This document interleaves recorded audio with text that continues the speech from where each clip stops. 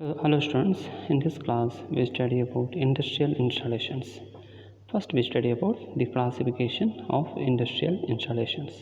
The syllabus is of design of distribution system with light, power and motor loads for small and medium industries, and selection of transformer substations, selection of switchgear and protective devices, design of indoor and outdoor 11 kV substations up to 630 kV. So let us start this class. So industrial installations. The industrial installations is more sophisticated installations, and we should have to take care of diverse load requirements in economic manner, and we should also preserve the safety and reliability with electrical installations, so that the easiness and fault locations can be done.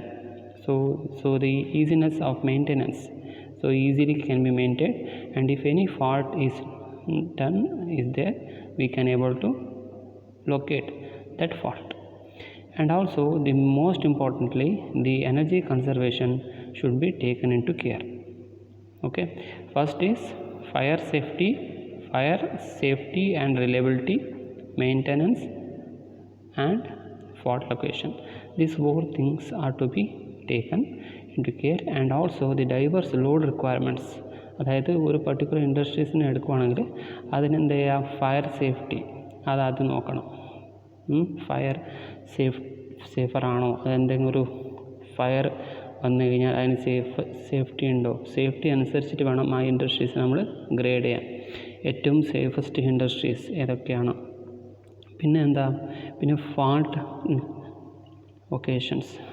So fault locations ഏറ്റവും കൂടുതൽ fault ആവുന്ന ഏത് ഇൻഡസ്ട്രീസിലായിരിക്കും, ഏറ്റവും കൂടുതൽ voltage consume ചെയ്യുന്ന ഇൻഡസ്ട്രീസിലായിരിക്കും ഏറ്റവും കൂടുതൽ fault ഉണ്ടാവുക, അല്ല അങ്ങനെ ഉണ്ടാവാം അല്ലേ. സോ അപ്പം ആ fault based upon the fault locations also, and also easiness of maintenance and fault location. അപ്പോൾ ഈ മെയിൻ്റനൻസ് ചെയ്യാൻ വേണ്ടി ഈസി ആയിട്ട് maintain. So say we are having 4 type of motors, so actually we need only 3 motors to be installed. So we put one more motor, so that if any maintenance work is there, so that we can switch off one motor and the other motor can be switched on for maintenance. So the easiness of the maintenance should also be there without affecting the reliability. And also the fault is to be located at a time, so that the safety and reliability should be there.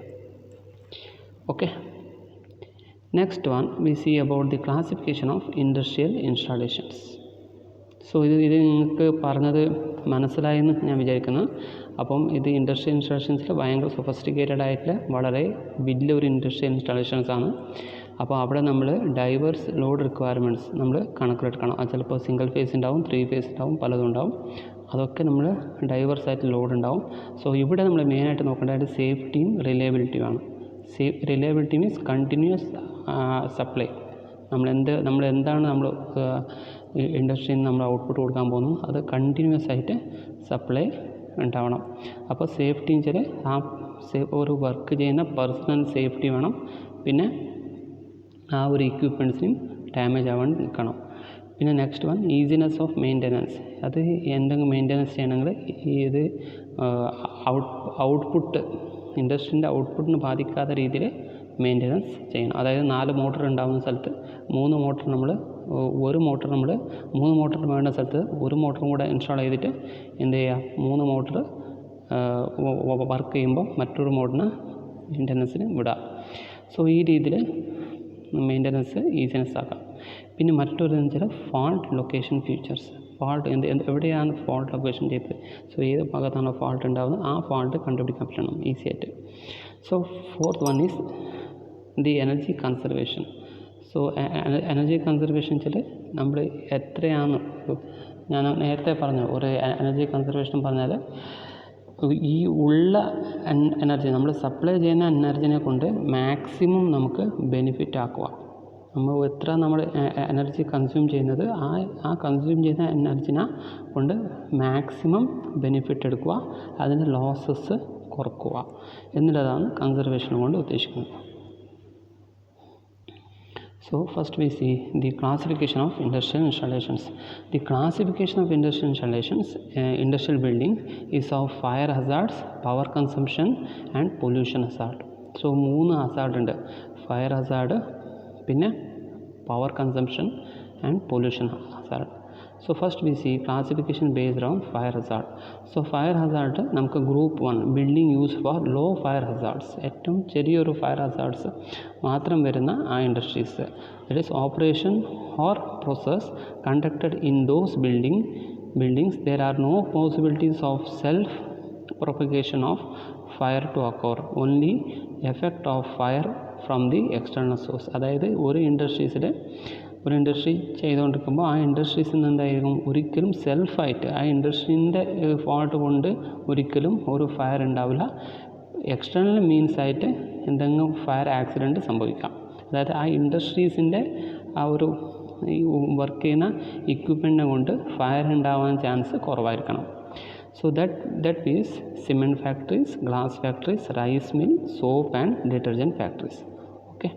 Next one, group 2, building of moderate fire hazard. In this type operation or process are liable to give rise to fire that will burn with moderate rapidity. Fire ഉണ്ടാവും, അത് moderate rapidity ആയിട്ട് burn ചെയ്യും and produces considerable volume of smoke or non toxic fumes. Considerable fumes ഒക്കെ പിന്നെ non toxic fumes ഒക്കെ ഉണ്ടാവും and will not result in an explosion. അതായത് സ്മോക്കും നോൺ ടോക്സിക് ഫ്യൂംസ് ഒക്കെ ഉണ്ടാവും, പക്ഷേ അത് എക്സ്പ്ലോഡ് ചെയ്യത്തില്ല. അതായത് ഒരു കോയർ ഇൻഡസ്ട്രി നോക്കാം, ഒരു കോയർ ഇൻഡസ്ട്രി ഒക്കെ എന്തെങ്കിലും ഒരു ഫയർ ഹസാർഡ് ഉണ്ടായാൽ എന്താ സംഭവിക്കുക, ആ കോയർ മൊത്തം കത്തിപ്പോവും അല്ലേ, മൊത്തം കത്തിപ്പോയിട്ട് ഫുള്ള് സ്മോക്ക് വരും.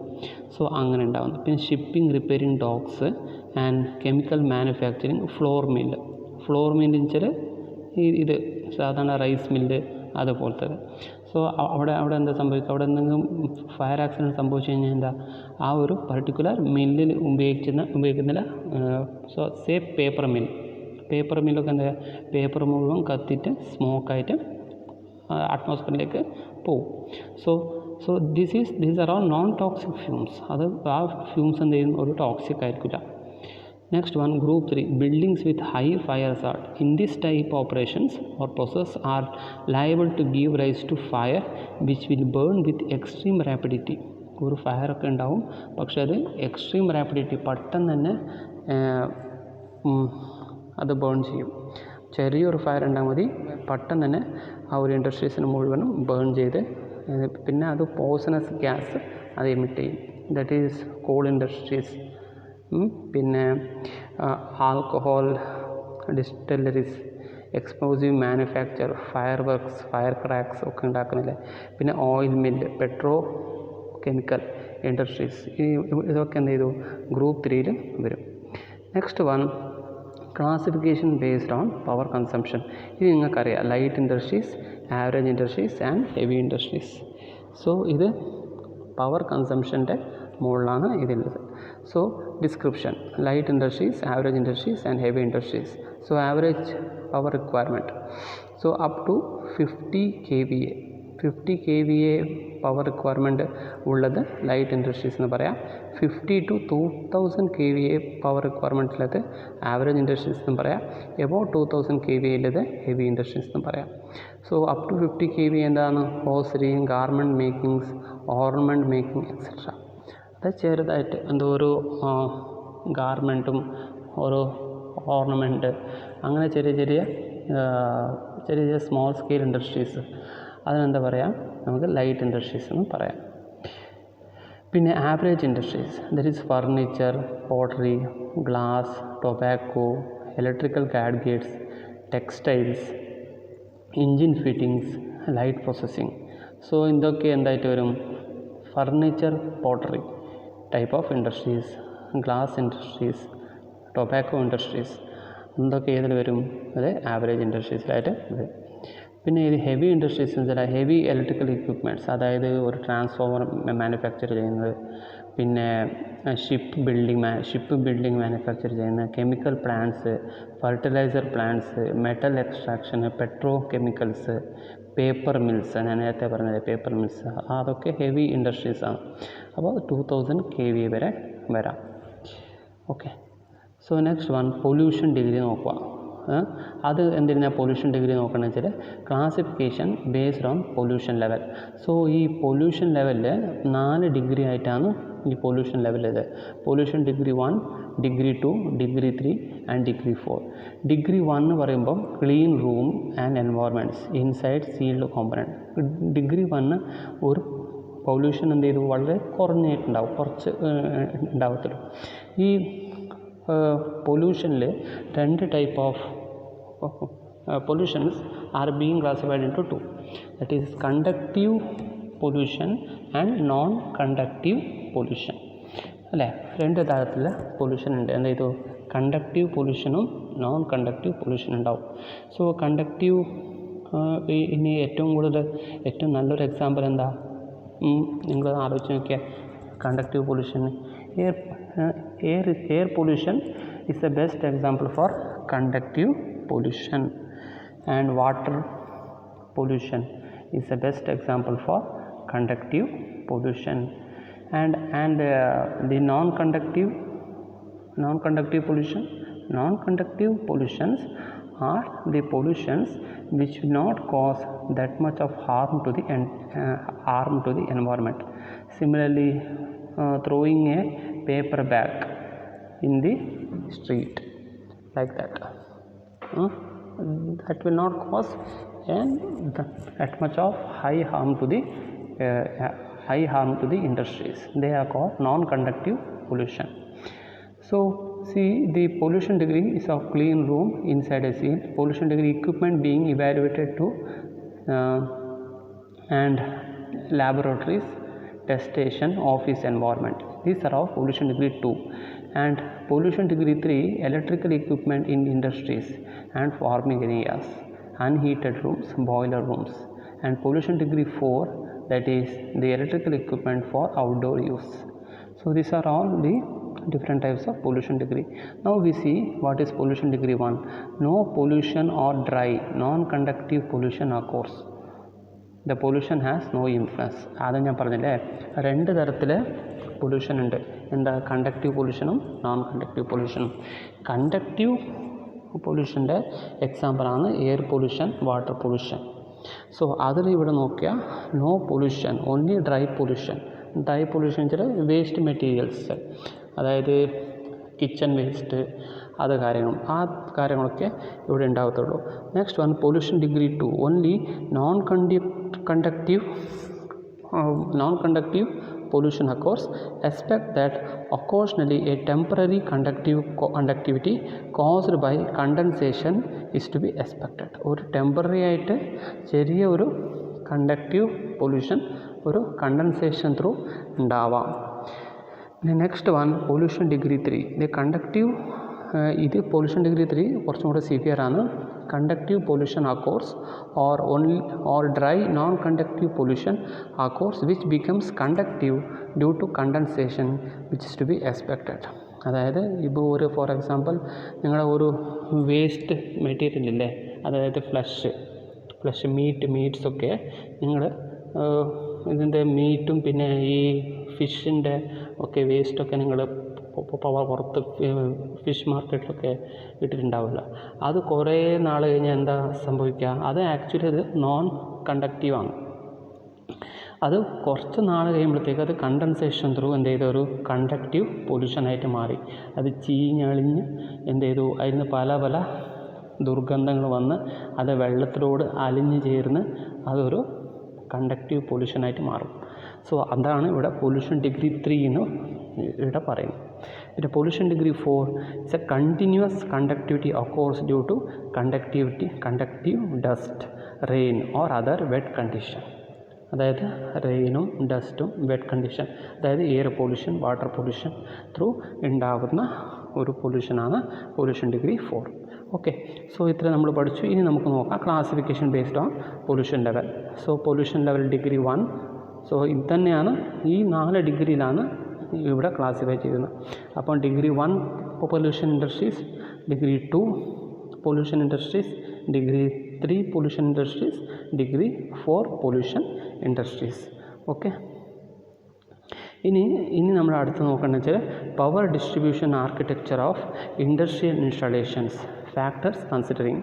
അതായത് ഇനി നമ്മൾ ഇൻഡസ്ട്രീസിനെ കുറിച്ച് നമ്മൾ ക്ലാസിഫൈ ചെയ്തു. ഏതൊക്കെ തരത്തിൽ പൊല്യൂഷൻ ഡിഗ്രി എന്തൊക്കെയാണ് അല്ലേ, പൊല്യൂഷൻ ഡിഗ്രി എന്തൊക്കെയാണെന്ന് നോക്കി. പിന്നെ എന്താ നോക്കി, പിന്നെ നമ്മൾ നോക്കി ഫയർ ഹസാർഡ്, അതായത് G1 G2 G3 അല്ലേ. ഫയർ ഹസാർഡിലെത്തി നോക്കി G1 G2 G3 അല്ലേ.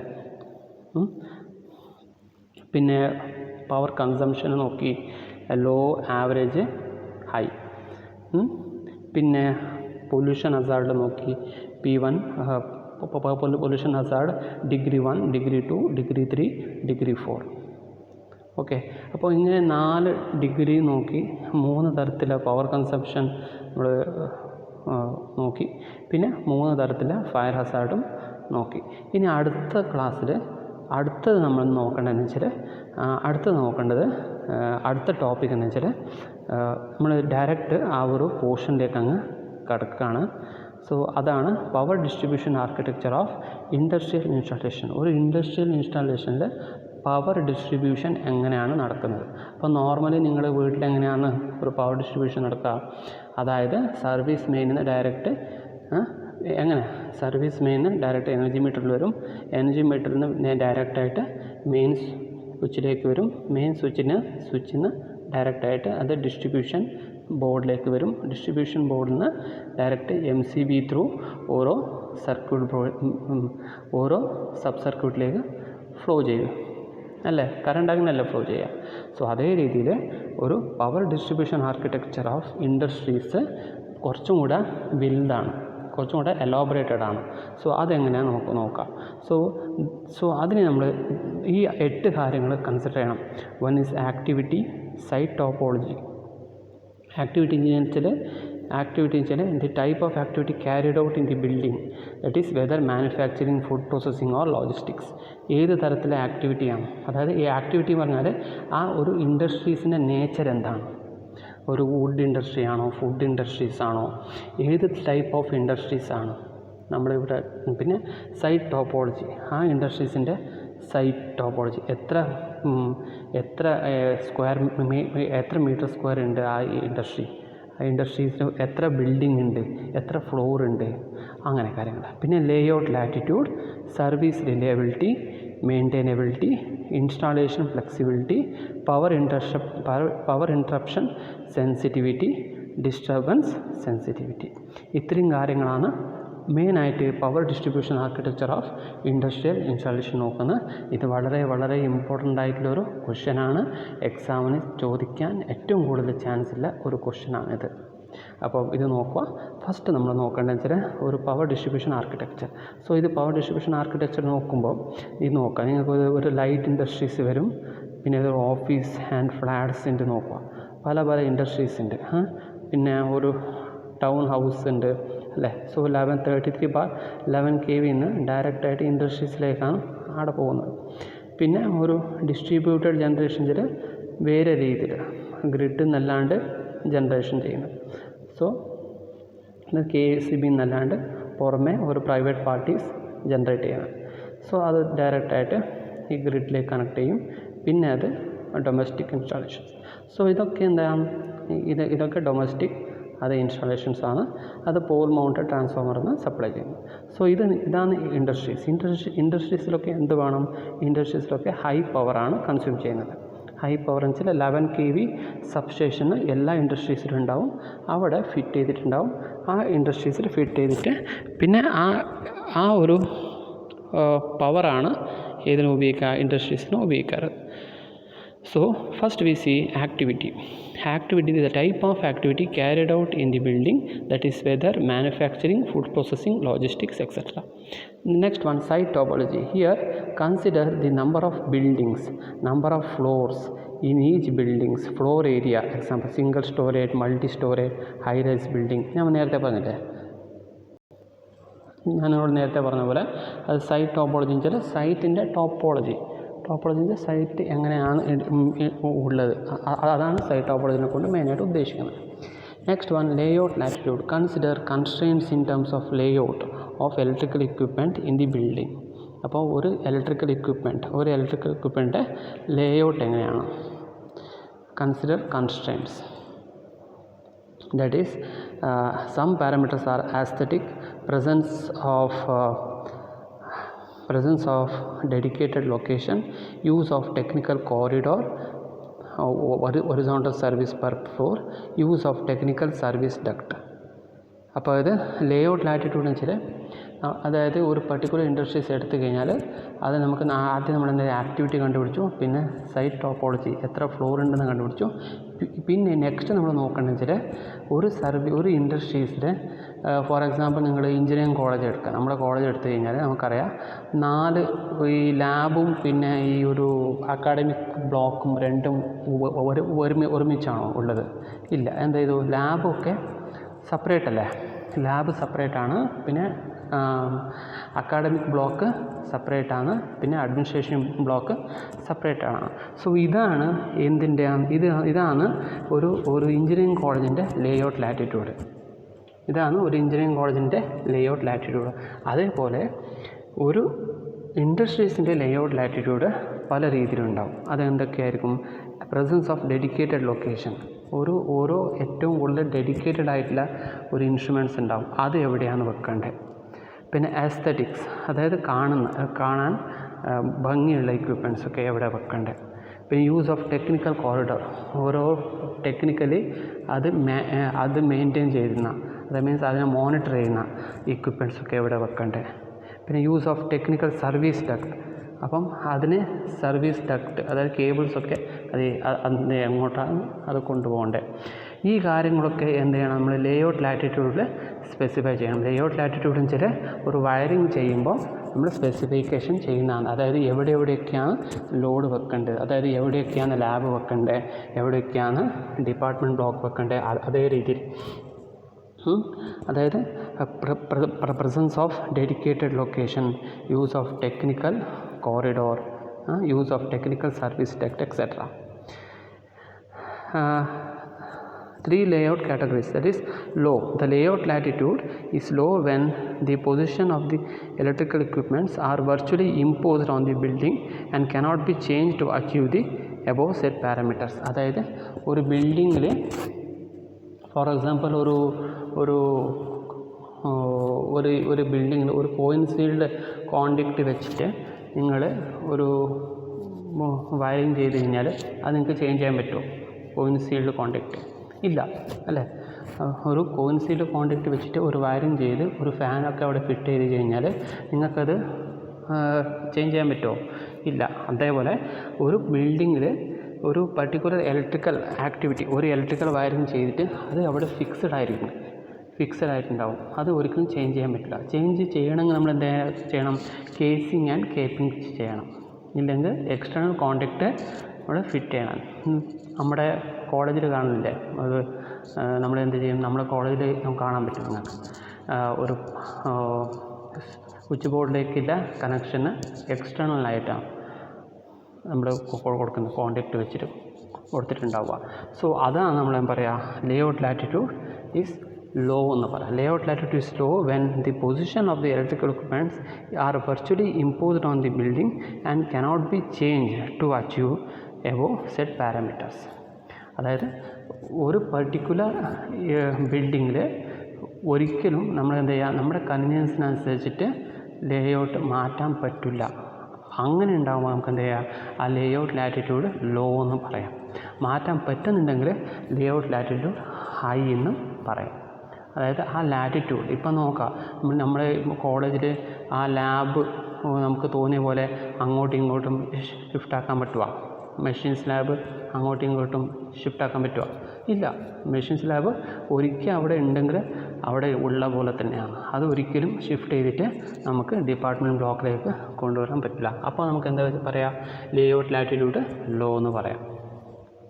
പിന്നെ next one, layout latitude is medium. there is some flexibility in position of electrical equipment. അത് കുറച്ച് ഫ്ലെക്സിബിൾ ആണ്. അതായത് വേണമെങ്കിൽ ഒരു എക്സ്റ്റൻഷൻ പോർട്ടൊക്കെ വെച്ചിട്ട് അങ്ങോട്ടും ഇങ്ങോട്ട് വേണമെങ്കിൽ മൂവ് ചെയ്യാം എന്നുള്ള രീതിയിലാണെങ്കിൽ സം ഫ്ലെക്സിബിൾ എന്ന് പറയാം. പിന്നെ ഹൈ പറയുമ്പോൾ layout latitude high if there is no constraints in position of the electrical equipment. അപ്പോൾ ഏറ്റവും കൂടുതൽ ലേഔട്ട് ലാറ്റിറ്റ്യൂഡ് ഹൈ ഉള്ള equipment-ആണ് നിങ്ങളുടെ മൊബൈൽ ഫോൺ.